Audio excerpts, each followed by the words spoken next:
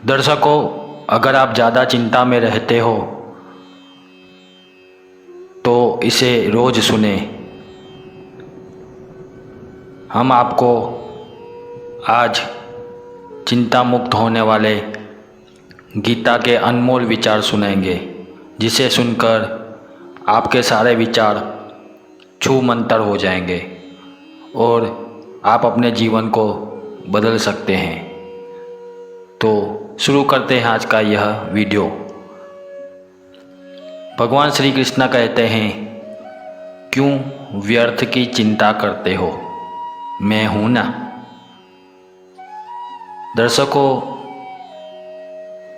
इसी वाक्य में श्री कृष्ण ने पहले तो सबको चिंता मुक्त संदेश दिया है, लेकिन आजकल की भागदौड़ वाली ज़िंदगी में इसे कोई समझ नहीं सकता है। हर कोई लगा है अपनी ज़िंदगी में कंपटीशन में, हर कोई आगे निकलना चाहता है, लेकिन उसमें इंसान की चिंता उसे खा जाती है और वो बेचैन रहता है। इसलिए श्री कृष्ण की आज जो बातें हम आपको सुनाएंगे वह अपने दिलो दिमाग में बिठा दो और अपनी ज़िंदगी में उतारो। हो सकता है अभी से यह वीडियो देखने के बाद आपकी ज़िंदगी में कुछ चेंजेस आ जाए। तो शुरू करते हैं आज का यह अनमोल विचार वाला एपिसोड। दर्शकों, आपका हमारे channel A to Z motivational speeches पे स्वागत है। आज हम गीता में बताए गए श्री कृष्ण भगवान के अनमोल वचन सुनेंगे। तो आइए शुरू करते हैं आज का यह वीडियो। गीता में श्री कृष्ण ने कहा है कि समय कभी एक जैसा नहीं रहता, यह हमेशा बदलता ही रहता है। इसलिए हमें कभी भी एक ही परिस्थिति में नहीं रहना चाहिए। जो लोग दूसरों को बिना वजह रुलाते हैं, उन लोगों को भी आगे जाकर रोना ही पड़ता है।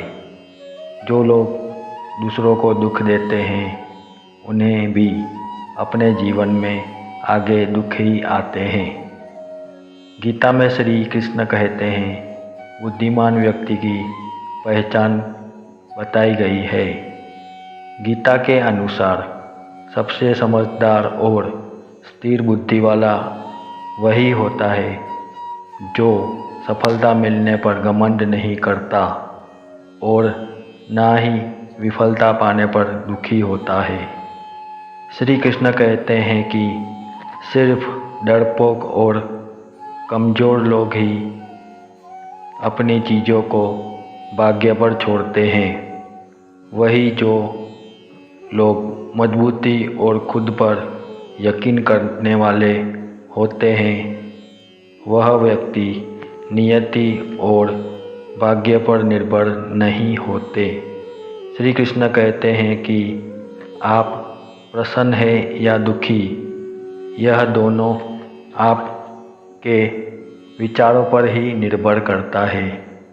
अगर आप प्रसन्न रहना चाहते हो तो हर हाल में प्रसन्न ही रहोगे, लेकिन अगर आप बार बार नकारात्मक विचार लाते हो तो आप जीवन भर दुखी ही रहोगे, क्योंकि आपके विचार ही आपके शत्रु या मित्र होते हैं। श्री कृष्ण कहते हैं, किसी के साथ चलने से ना तो कोई खुशी मिलती है और ना ही लक्ष्य मिलता है। इसलिए मनुष्य को अपने ही कर्मों पर विश्वास करते हुए अकेले ही चलते रहना चाहिए। गीता में श्री कृष्ण ने आगे कहा है कि कर्म योग, भक्ति योग और ज्ञान योग को ही कल्याण का प्रमुख बताया गया है। कर्म के प्रवाह से संबंध का टूट जाना ही जीवन का प्रमुख लक्ष्य है और यह लक्ष्य उपयुक्त तीनों मार्गों से ही प्राप्त हो सकता है। भगवान श्री कृष्ण आगे कहते हैं, हमारे जीवन में जो भी सुख दुख आते हैं वह हमारे कर्मों की वजह से ही आते हैं, क्योंकि कर्म ही उस सुख और दुख का कारण होता है।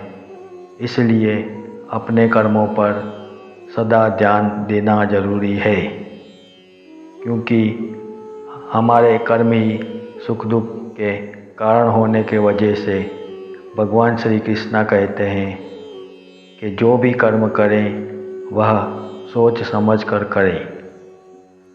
जय श्री कृष्ण, जय श्री कृष्ण, जय श्री कृष्ण।